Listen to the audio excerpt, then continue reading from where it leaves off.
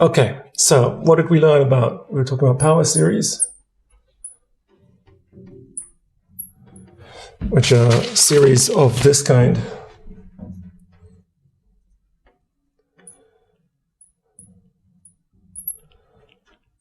So we say the series is centered around A.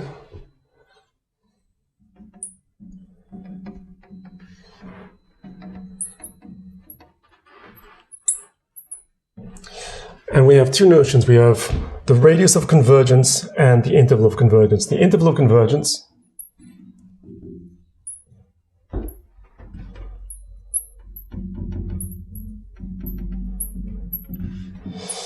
which I'm going to abbreviate going forward as I of C, is the set of all x for which this thing actually converges.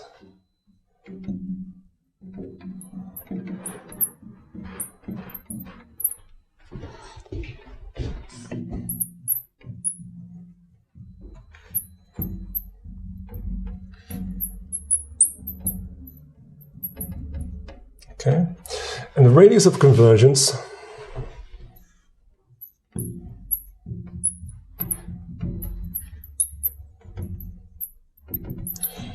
which I'm going to abbreviate as R of C,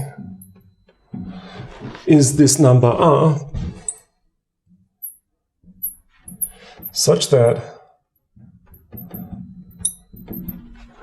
series converges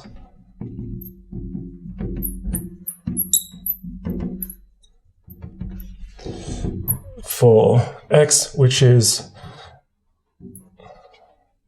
inside the open interval A minus R, A plus R, I'll draw a picture in a second, and diverges for x, which is either strictly less than A minus R, or x, which is strictly bigger than A plus R. So this is the picture. This is our interval. We have our series centered around A. This here is A minus R. This is A plus R. There it is, A plus R instead of R plus A. So this thing is our radius of convergence. So a ball in one dimension is just an interval, and then this R would be the radius of this one-dimensional ball, right? And for anything which is inside this open ball, then it definitely does converge. For anything which is strictly outside, then it strictly diverges. And on the actual endpoints, we have to find it out in order to detect what is the interval of convergence. The radius of convergence is just a number. The interval of convergence is a set of points. They are different things. They are different things. Okay? The radius of the convergence is the first thing we would find out, and then we would check the endpoints here and here to determine if they converge or not, which was just testing some explicit series with some explicit collection of terms. Yeah? And that would give us the interval of convergence. So we'd first find the radius of convergence and then the interval of convergence. Yeah? Cool. And the fact that there exists such an R is a theorem which I talked about, and it's not particularly hard to explain why it's true, but it's beyond our scope. I don't have an easy pitch for it, so you just have to accept it as a truth. All right, cool. Let's do another example of this kind. Example 4. Find the R of C, radius of convergence of the following series. The sum n is equal to 0 to infinity minus 3 to the n, x to the n, over square root of n plus 1. All right. What is the series centered around?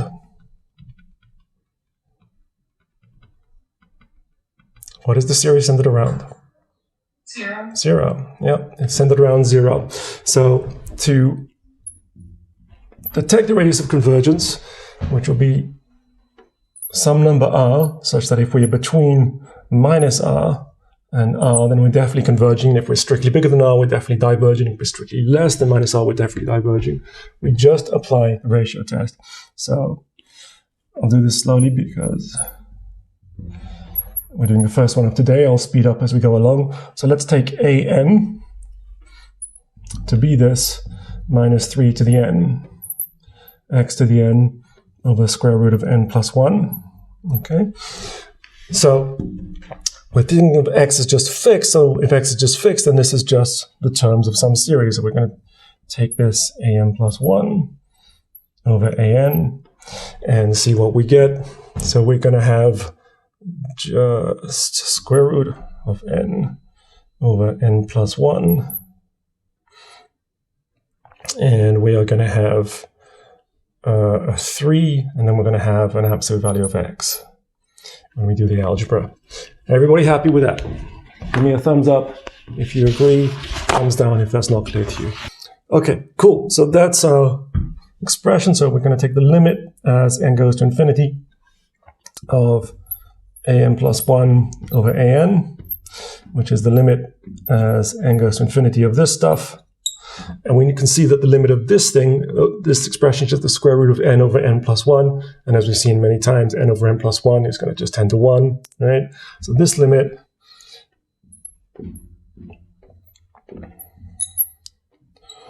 is just going to be 3 absolute value of x. And we require this to be less than 1. So need 3x be less than 1 for the series to converge. So for convergence. Yeah. And if x is bigger than 1, yeah, then it will diverge. Yeah.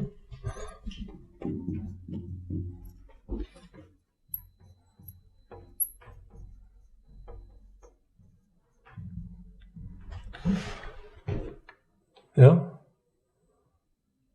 Cool. So, what does that mean? Tell me about the radius of convergence of our series in this case. What's the radius of convergence? What is this r? Such that for anything strictly between minus r and r, we have convergence. Anything strictly bigger than r, we have divergence. Anything strictly less than r, minus r, we have divergence. What is the r? 1/3. There we go. So r is equal to 1/3. And that's it. That's our radius of convergence. Yeah? Cool. Everybody happy with this? Yeah. So mechanically, doing this algorithm is not particularly difficult. And it's not difficult to understand why it works. Once we've chosen some x, this is just some series of explicit terms. Think of x as being any particular number, 3 or a half or a quarter or 0.001 or whatever.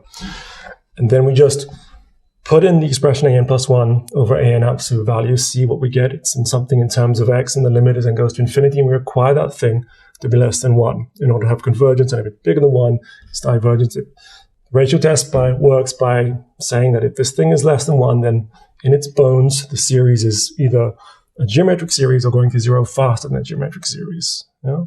If it's bigger than 1, then the terms are actually blowing up. If an plus 1 over an ultimately has a limit bigger than 1, and each term is bigger than the last term, in fact, they're exponentially increasing. Yeah? All this stuff shouldn't be mysterious. It should seem somewhat natural, should seem somewhat straightforward why this is making sense. So our answer is just r is 1/3, and that is it. Cool. So, example 5. Find the R of C of this series. The sum n is equal to, starts at 4 for some reason it seems, not that it makes any difference, x plus 2 to the n over 3 to the n plus 1, like this. And just for fun, let's also find the interval of convergence after we've done that. All right, first let's find the radius of convergence. All right, What is the series centered around? What's it centered around? -2. -2, yes. Here is 0. Here is -2. Yeah? Because this is x minus -2. Yeah? So it's centered around -2. Cool. So, same procedure. So, an is n, x plus 2 to the n over 3 to the n plus 1.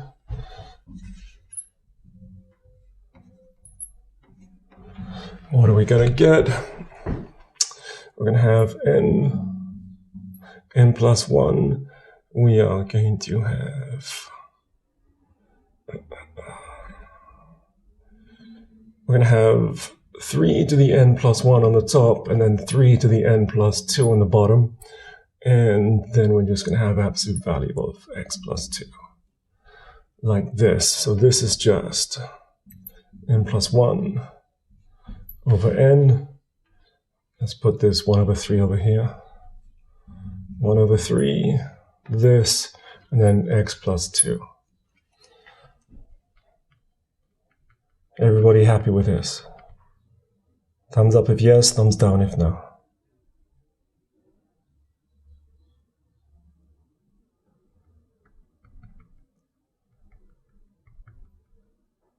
Okay, cool. So, limit n goes to infinity of an plus 1 over an is just going to be 1 over 3 mod x plus 2, yeah?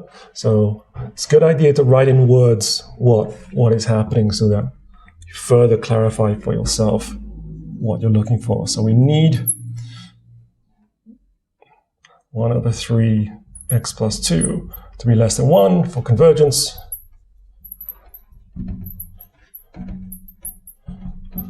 I.e., that's the same as requiring x plus 2 to be less than 3. Yeah? Yeah? So, the radius of convergence is 3. Yeah? And a way we write this is -3 is less than x plus 2 is less than 3, like this. Yeah? And we can rewrite this thing, subtract 2 from both sides. We're going to have -5 is less than x is less than 1. Yeah? So if the radius of convergence is 3, then it should be that 3 on either side of -2 defines this open interval where we definitely converge. So indeed, if we go 3 on either side of this -2, we are going to go between -1 and -5 over here. Start again, not between -1, between 1 and -5 over here. Yeah? So everything between -5 and 1 here, this thing is good. This thing will definitely converge. And the radius of convergence is 3.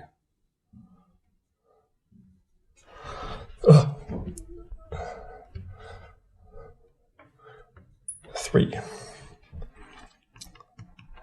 Everybody with me? Everybody happy? Give me feedback. And definitely speak up if anything's unclear, or write in the chat and then someone else can speak it. Okay, super. All right, now let's find the interval of convergence.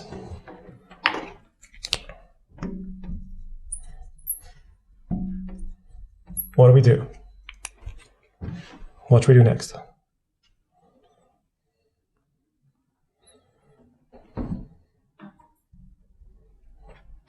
Plug in the endpoints.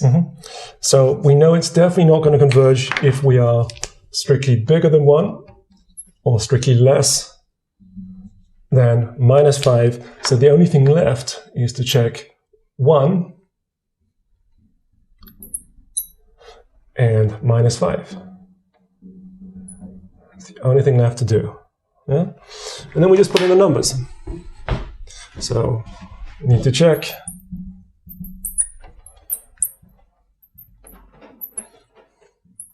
x equals 1 and x equals number -5. and let's see what happens. So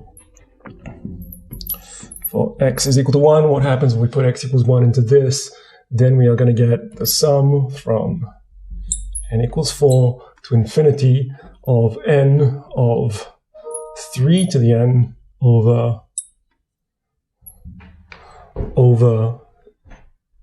3 to the n plus 1, which is just the sum of n equals 4 to infinity of n over 3, which diverges, obviously, right? Yeah. And let's put it here. For x is equal to minus 5, let's see what happens. Then we have the sum from n equals 4 to infinity n, and then we have minus 3 to the n over 3 to the n plus 1. That's the same as 4 to infinity of n over 3 minus 1 to the n, like this. Now I'm going to pull out one of these 3's from the bottom, and then I'm going to have minus 3 to the n over 3 to the n. I'm going to write that as brackets minus 3 over 3 to the n, which is just minus 1 to the n. Okay, so what about this thing? Does it converge or not? Does it converge or not? It's still not going to converge. Yeah, it's definitely not going to converge, right? For one thing, the terms are going off to infinity, right? Or the absolute value of the terms are going off to infinity, yeah? So these terms are not going down to 0, so it can't possibly converge. So diverges by divergence test. Okay, so neither of these endpoints actually converge. So the I of C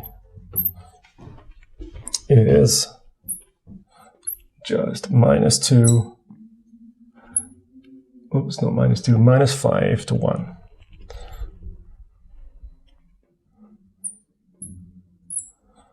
And that's it. No, that's it. So we can completely understand the convergence or otherwise of a series. Start again. We can completely understand the set of points for which a power series converges or otherwise with this reasonably straightforward method, right? This is not, technically speaking, particularly difficult to do. Now, as I kind of indicated when we started talking about this, the reason we learn about power series is that we are going to learn that it's possible to represent many functions as power series. And being able to do so gives us enormous power to do many things that previously were pretty hard, or we couldn't do at all. And this next section is a kind of introduction to starting to think about what it means to represent functions as a power series. So this is representation of functions as power series, but it is really just an introduction to this. Present as a power series, because it turns out that there are some functions that we already know that represent as a power series, and we're going to do a kind of warm-up for this whole topic by considering a rather special case of functions that we already can represent as a power series. And it comes down to this, or it starts with this, and essentially it comes down to this too, in a certain sense, to this power series, which we know the formula for a geometric series. This is something we've talked about. This is rather easy to show. And this means that if we write it in this way, we have this particular function, 1 over 1 minus x, is representable like this. Okay, let's think about what that means. So let's draw a picture of this function. So f of x is this function 1 over 1 minus x. So when x equals 0, then it is equal to 1. Yeah? When x equals 1, then we have a vertical asymptote. It starts to blow up. Yeah? And as x goes towards negative infinity, then this remains positive, but it gets smaller and smaller and smaller. So it kind of does something like this.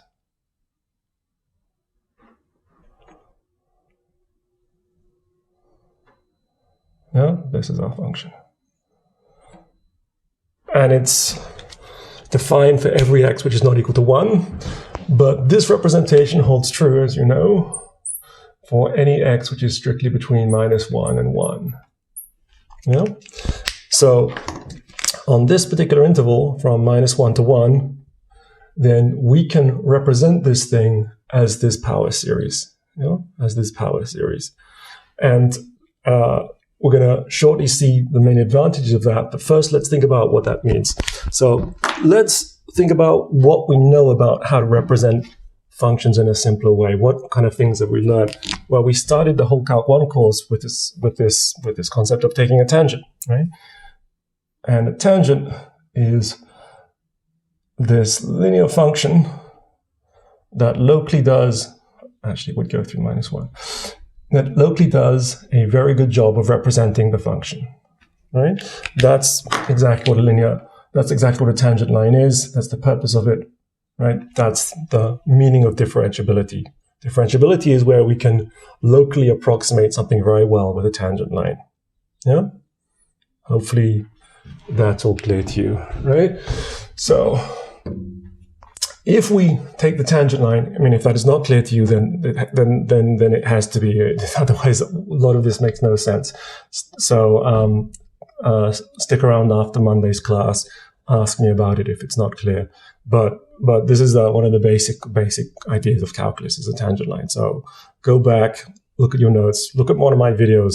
Look at my video on this from Calc 1 to recap on what a tangent line is if you're in any way unclear about it. But it should be really, really solid. It should be in your bones what a tangent line is at this point. But if not, then catch up quickly. Huh? So let's just calculate the tangent line. We can do this, right? So find the t-line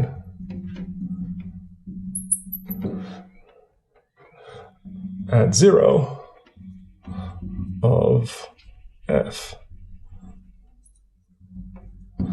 Well, we're just going to calculate it, right? So we can take the derivative, differentiate this thing. We have 1 minus x to the -2, and we differentiate the inner function. We have a -1 from the power -1, but we differentiate the inner function. We have another -1, so it ends up just being this.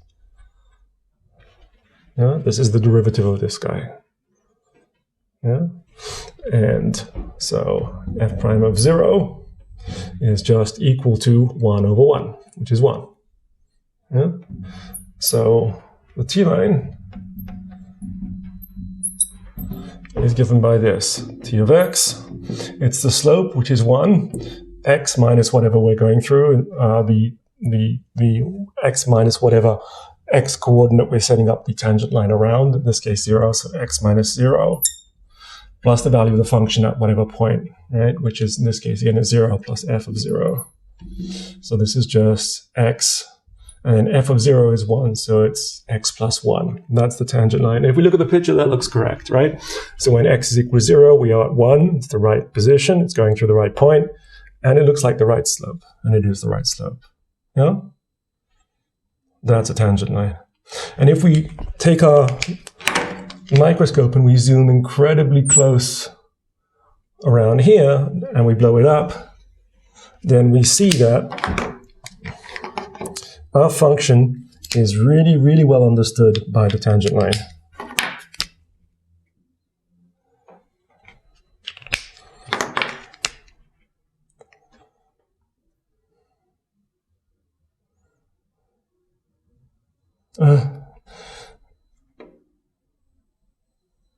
It's really, really well understood by the tangent line, right? So remember when we did this stuff, well, not with me, many of you, of trying to understand the square root of 99, right?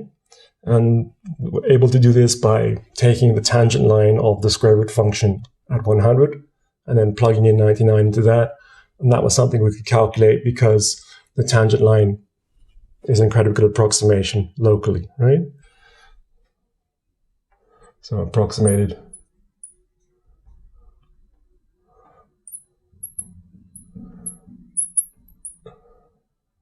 It's because of this picture, right? Is this coming back to you? Is this seeming familiar? No? Okay, cool. So the purpose of this is that sometimes we want to approximate our function or have some better understanding of our function where we don't have just necessarily a very tiny interval around somewhere where we're doing the approximation. Yeah? And with a tangent line, with just the tangent line itself, there is nothing better we can do. I mean, if the thing has some kind of curvature, then there's a limit to how well we can possibly approximate it with a line, right? But if we allow ourselves to do more things, like if we allow ourselves to add a term to this, for example, add a quadratic term, then we could do something better, right? So if we added a quadratic term to our tangent line, then we could have something that sort of bends like this and does a closer approximation to our function. Yeah? That's what we could do. Yeah? And that would allow us to have a wider neighborhood where we have a pretty good approximation. We still have a fairly simple function. So you're breaking up.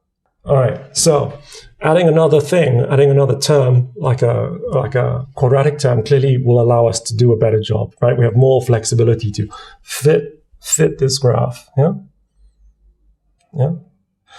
Well, if we had the right to add yet another term, like a cubic term, that would still do something better, yeah? That would still do something better still, yeah? And it turns out that if we did have the right to add a quadratic term, so let's write q of x, where q of x is this quadratic that's going to fit this thing as well as possible, then it would be this thing. And later we're going to learn why. This addition of this quadratic, x squared, is the best possible quadratic we could possibly add to create a quadratic that approximates this function. Yeah. So this is a better approximation.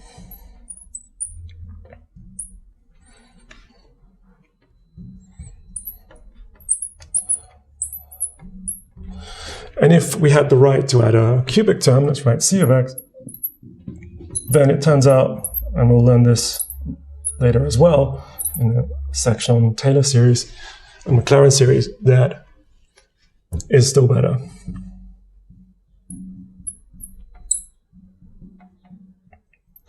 And you can see that if I had the right to add a cubic term, then I can somehow just have this greater freedom to make this graph just fit even better onto the one I'm trying to approximate. Yeah? So if I did this for as many terms as I wanted to, if I kept doing this, ultimately I would have this power series expansion. And what we see, if we just write out what this is, when k equals 0, we have 1. When k equals 1, we have x. When k equals 2, we have x squared. K equals 3 is x to the 3. So the first two terms are exactly the Taylor series. Start again. The first two terms are exactly the tangent line. Yeah? So for very small x, these things are unimportant, right? And the first two terms are exactly the tangent line. Yeah? And then the next term is this quadratic one, right? So the next most important term for small x is this one, and then this one, and this one, and this one. Yeah? So what this is a generalization of the concept of a tangent line. Yeah? So instead of approximating our function with just a linear function, we are going to approximate it by a power series. And you might think, well, a power series looks like a really, really unpleasant thing to approximate by, but no. As we're going to see in this section, a power series is, for the purposes of everything we want to do, just as nice as a polynomial. In particular, integrating a power series is trivial and differentiating power series is trivial, whereas, as you've learned, integrating and differentiating arbitrary functions is quite a drama sometimes, right? There's often a lot of work needed to integrate some function, yeah? And you can easily come up with functions where we can't integrate it. You know, we can't explicitly integrate it. But a power series, we're going to find out, it's just as easy as integrating a polynomial. So if you have this ability to represent your function in this way over some interval, then you have total control. You can do anything you want. You are in extremely good shape. You have unlimited power over what you want to do if you can represent the thing as a power series. Yeah? That's the purpose of this. That is where this direction is going in. And what we have from this geometric series is that this particular function, we can do this over this interval. So if we want to do any kind of stuff over -1 to 1, we are all set for this function. We are all set for this function. We can do anything. This function is actually fairly nice anyway, so it's no big drama. But later we're going to learn plenty of other functions where there's very hard to get a handle of them unless you use a power series and expand them. All right, so that's where this is going. This is the purpose of representing things as a power series. And what we're going to learn in this section is just to represent some functions which one way or the other we can turn into 1 over 1 minus x. And we're going to learn that we can integrate and differentiate them and do all simple things that we'd like to do really easily when we have a power series. That's where we're going. All right, let's start by other kinds of functions that we can represent using this formula. Let's do example 1. Let me try and put it here.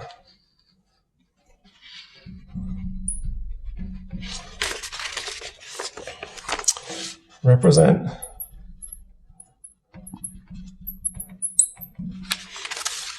one over 1 plus x squared as a power series.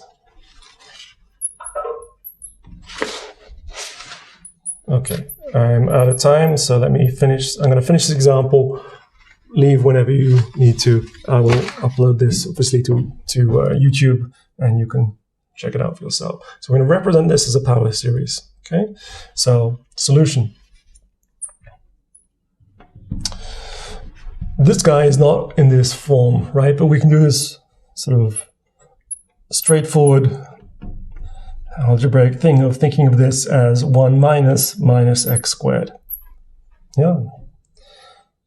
And then once we've done it in this form, then this minus x squared is just something, right? So we could say let y equal minus x squared. And then this thing would just be 1 over 1 minus y. Yeah? And then we know what that is, right? That is the sum from k equals 0 to infinity y to the k. Yeah?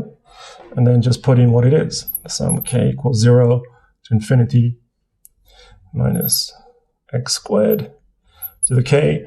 And then what's that? That's the sum k equals 0 to infinity minus 1 to the k, x to the 2k. Yeah? And what we're looking at here is a power series that represents this function. Yeah? What is the range for which this power series holds true? What is the range of x for which we can actually represent this guy like this? Let's think about let's think about the steps we did. So this thing is just algebra, right? This doesn't require anything. Yeah? This stuff here again is just algebra, yeah, from here onwards. So the point where we actually used something about y itself was this step right here, yeah? You see what I mean? Okay, so when is this true? For what y do I have the right to say this? The absolute value of y has to be less than 1, yeah? Yeah, y has to be between minus 1 and 1 for this to be true. Yeah? Yeah?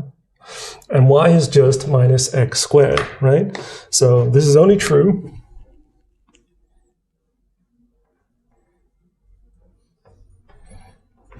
mod y is less than 1, which is the same as saying that absolute value of x squared is less than 1, which is the same as saying that just absolute value of x is less than 1.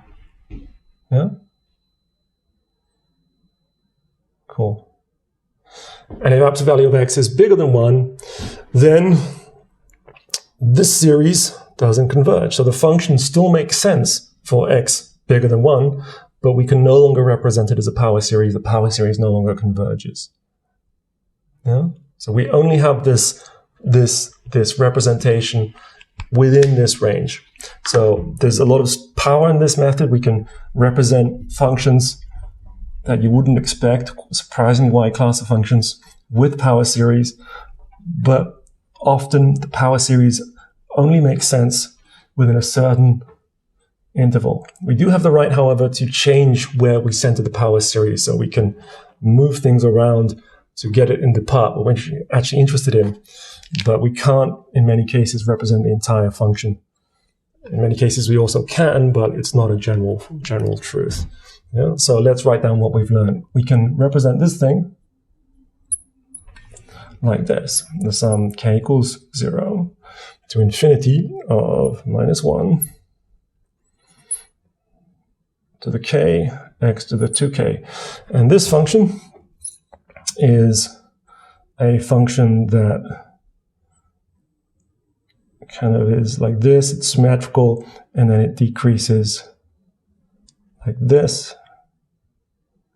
This is what this function looks like. And between -1 and 1, we can understand everything about it, right? We can understand everything about it by this power series. Yeah? Cool. All right, so that is where we're going to go with this. So we're going to learn to find a much wider class of functions and things like this, because one way or the other, we're going to be able to turn them into 1 over 1 minus x.